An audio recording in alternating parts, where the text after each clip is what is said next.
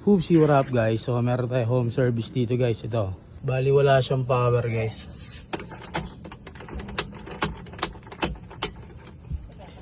Check upin muna natin. Tingnan natin. Bali na check up ko na yung battery niya guys. Okay naman. May supply yung battery. Okay.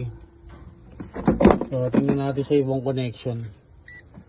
Ayun guys, nakita nyo naman, baklas-baklas yung ginawa natin. Ayun, no? Simula dito sa may harapan, binaklas ko yan, chinake up ko yung mga wiring kasi nga wala siyang power. Dito sa may bateryahan niya, ito, binaklas ko rin. Okay naman. Na-check ko rin, pati yung mga wiring niya, okay naman. Tapos, sa inahaba-haba ng troubleshoot ko guys, dito ko nakikita yung problema. Sa may cord niya. Ayan. Kung mapapansin nyo guys, merong yung bakal na yan, ayan o. Yan, yung bakal na yan, meron siyang lamat.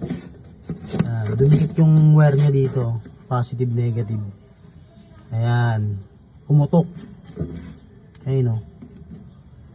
Putol. Dito yan, sa may linya ng cord niya. Na-troubleshoot natin guys, e-bike walang power. Kaisin muna natin to. Ayun guys, test na natin yung wire. Ayan, bago na yung cord niya, pinalitan na natin. So, testing muna natin bago natin ibalik yung mga tornilyo, yung mga binaklas natin. Moment of truth.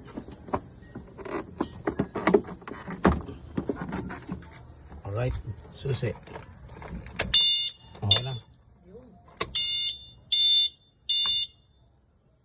Okay na, may power na. Alright, kanina walang power to. Okay na ngayon. Balik na natin to mga to. Tapos testing. So yun lang guys, tapos na natin nagawa tong e-bike na to. Walang power yan, all goods na. Testing na lang natin yan.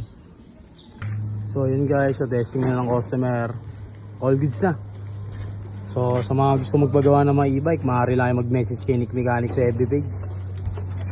Yun lang po at maraming salamat sa panonood. Peace out.